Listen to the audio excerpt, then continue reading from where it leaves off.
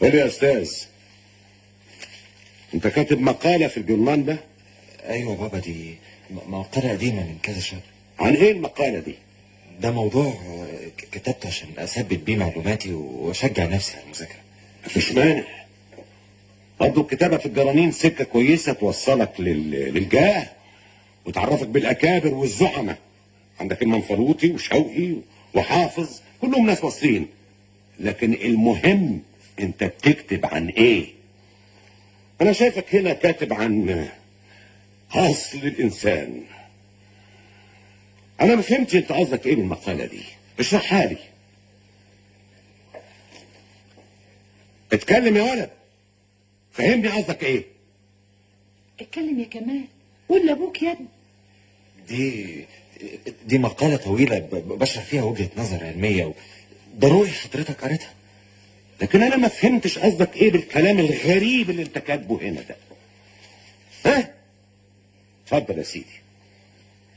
الانسان من سلالة حيوانية. الانسان نشأ من نوع متطور من القرود. يعني ايه الكلام ده؟ البني ادم اصله قرد؟ داروين هو اللي بيقول كده ودي مجرد نظرية. وسيدنا ادم ابو البشر، انت مش عارف ان هو خلق من تراب؟ ربنا خلقه من تراب ونفخ فيه من روحه وقال له كن فكان. عارف كده ولا لا؟ قالوا لك كده في المدارس ولا لا؟ ايوه بس داروين ما جابش سيرة سيدنا ادم ابدا. ابو داروين بتاعك ده على ابوك كمان. ده راجل كافر، مالك انت بيه؟ ملته ايه الراجل ده؟ هو مدرس في المدرسه بتاعتكم؟ لا يا بابا، ده عالم انجليزي مات من زمان. انجليزي؟ ابو الانجليز على ابو يومهم السوداء.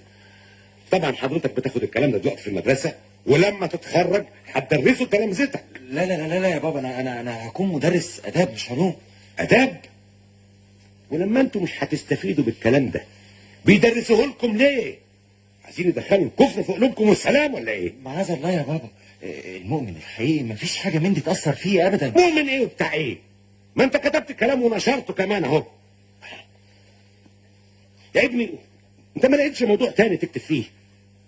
يا ولد يا ولد، الكلام ده هيكره الناس فيك ومش هيوصلك ابدا.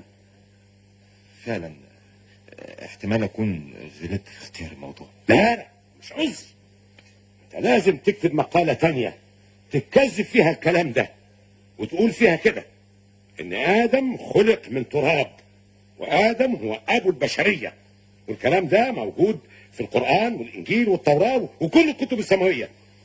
فادتها ايه بقى اللي بتاع انت بتقول عليها دي الثقافة ولا والكتب والمذاكرة بتاعتك اذا ما كنتش تعرف ترد على الكلام ده؟ يا ابني ده جدك كان من العلماء وحامل كتاب الله. اسكت يا امينه، بلا جد بلا قرد. ايه يا ولد، هتعمل اللي بقولك عليه ولا لا؟ والله يا بابا انا ما اقدرش ارد على نظريه علميه زي دي محتاجه رد علمي. انا بقول لك الرد اهو. الله، بس ده مش تخصصي. نعم يا اخويا، مش تخصصك. ولما هو مش تخصصك بتحشر نفسك ليه؟ جاتك البلا جاهل، جاتك كنيله في المدارس اللي بتعلمكم. شوف يا ولد، هما كلمتين تسمعهم مني تفهمهم كويس، حطهم حلقه في ودنك اذا عايز تبقى بني ادم. اذا ادولك اي حاجه في المدرسه تخالف الدين ومضطر انك تحفظها عشان تنجح والسلام كان بها، لكن اياك، انت سامع؟ اياك تامن بالحاجه دي، يا اما هتشيل على دماغك ذنوب الدنيا والاخره، خصوصا لو حضرتك كتبتها ونشرتها كمان. قول لي، وانت بتحب الانجليز؟ طبعا لا. خلاص يبقى تكره علومهم زي ما بتكرههم. كفايه انهم قتلوا اخوك.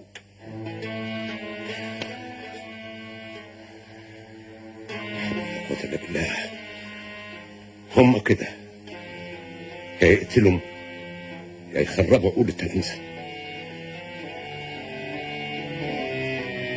حسبي الله ونعم الوكيل. كمال، اعمل اللي بقول لك عليه تفلح. فوم.